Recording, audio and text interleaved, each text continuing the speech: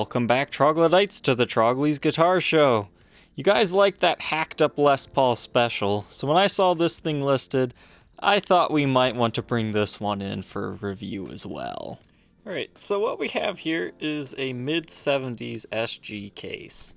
These cases are awful.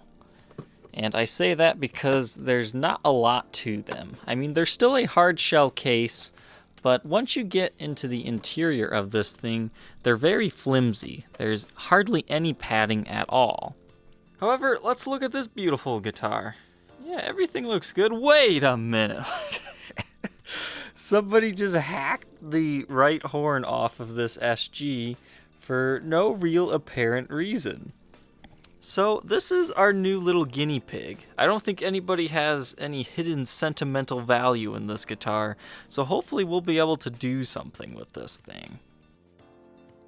Alright, so here we go. We have a mid-70s SG. This is likely a 74 or so. Definitely not before 72 because you have these beveled edges on the horns. But this is like my favorite era of SGs as far as like cost-wise go.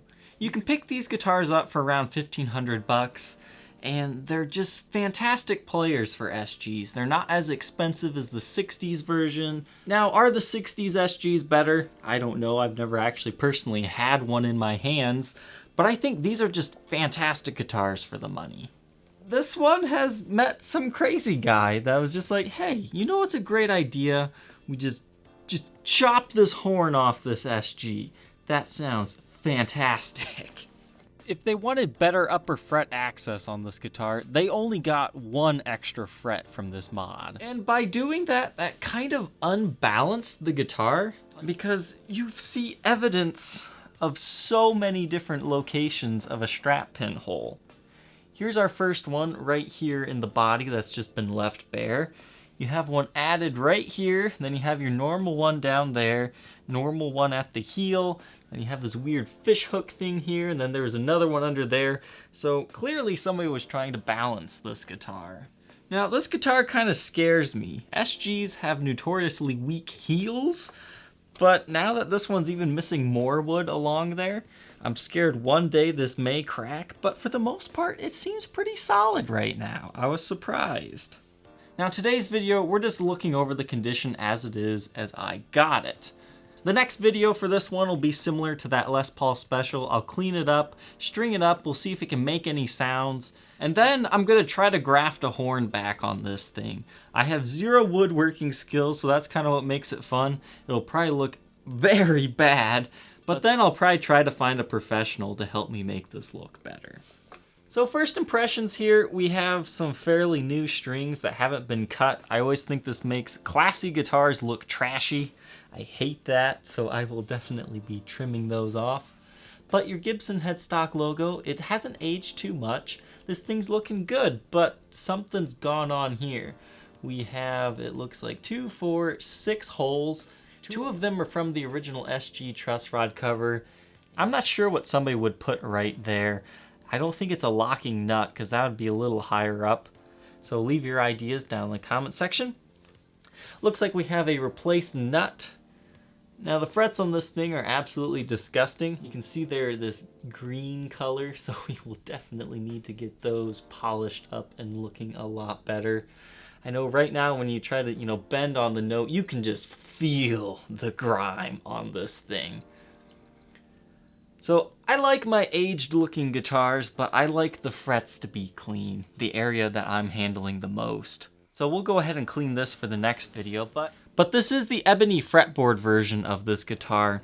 You can find these 70s standards with ebony boards that are unbound. You can see there's no binding. And you can also find them with rosewood fretboards that have binding. So onto our body here, it looks like we have a 3-piece body.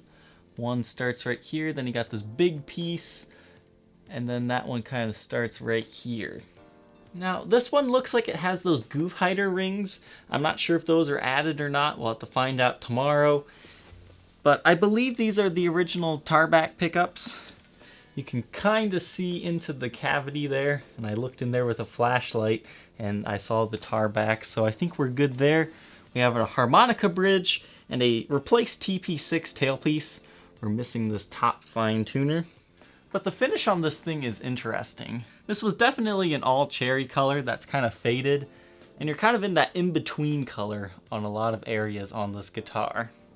Now these volume knobs turn just fine, but the tone knobs are seized. I can't get these things to turn no matter what, so I almost think somebody took these things off and put a little dab of super glue on them.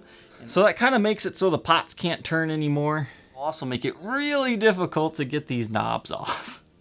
But you can see how these tone knobs sit a lot lower than these volume knobs, so we'll have to do something about that too.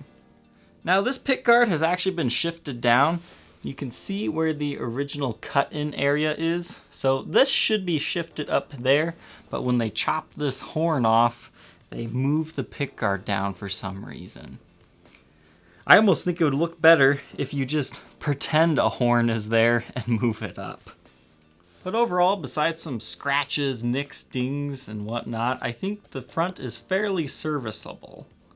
Back of the headstock, you have your original serial number, 503672, made in USA. You can see they are a lot more red. That just further proves this is an aged cherry finish. We have our original Gibson style tuners on here. They are Schaller made. And we have like a store identification sticker. I'll probably go ahead and remove that. Hopefully there's nothing hiding under there. We have a 3-piece mahogany neck. That's kind of the interesting thing about SGs, is they never got transitioned to maple necks. Things like the Flying V and I believe Firebirds, whenever they were made, were also spared the maple neck. So that's why a lot of people still really enjoy these Norlin era SGs. They also have a very unique neck profile to them. Some of these are very thin at the neck, so they make them great for players that have smaller hands. This one's kind of got that profile going on because they start small for chords, and then as you go up, this neck gets really wide and fat. It's kind of like a 65 Melody Maker if you've ever had one of those. So the back of the neck is actually in pretty good shape. We don't have any truss rod damage on this one. And I'm happy to see that there are no heel breaks on this guitar as of yet. So I think this is definitely worth saving, but I have some concerns, like from a professional standpoint, if they will actually be able to graft something on here. It was definitely sanded down in a slightly even manner, but I think somebody is going to have to really just chop this guitar off even more to make it even. That way we can graft a block to look original on it. Now obviously to make this look 100% original again on the back, we would have to refinish the guitar. I don't think that's the route I really want to go. I think it would just be fun to have an off-colored horn for some reason. Maybe we'll paint it green or just something stupid. Name it the Green Thumb. So the back of this guitar, a little bit chewed up. Now there's one sad thing about this guitar. This thing was completely solid except for its horn being sawn off, but it got damaged in shipping somehow. You can see right here along the third seam line, somehow this got dropped in shipping and it cracked. That's a little bit of a shame, but I think it'll be easy enough to fix. You just kind of have to get some glue in there and then clamp it. I obviously don't have the means to do that, but if I do end up partnering with someone to fully restore this guitar, I think that should be fairly easy. And once it's done, if we were going to refinish the whole guitar, I think it would be pretty much invisible. So I hope you troglodytes enjoyed this little teaser video for this guitar. Hopefully for tomorrow's video, we'll take a look at the insides, make sure everything's original, see how it sounds now, and between that video and this one, let me know what you'd like me to do with this guitar. And if you know any YouTube luthiers that have their own channel that would like to collaborate with this guitar, I'd be very interested in doing that. So let me know down in the comment section below, A, do you think this is a guitar that should be restored or should it just be played as is? If you want it restored, what kind of restoration do you guys want? Do you want a new horn put on it and it completely refinished? Yeah. Or do you like my Green Thumb idea where we just put a block of wood on here and maybe we'll paint it a different color, maybe we won't. So the adventure begins.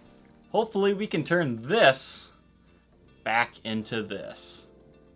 Thank you for watching, troglodytes, and I will see you tomorrow on the next episode. Take care.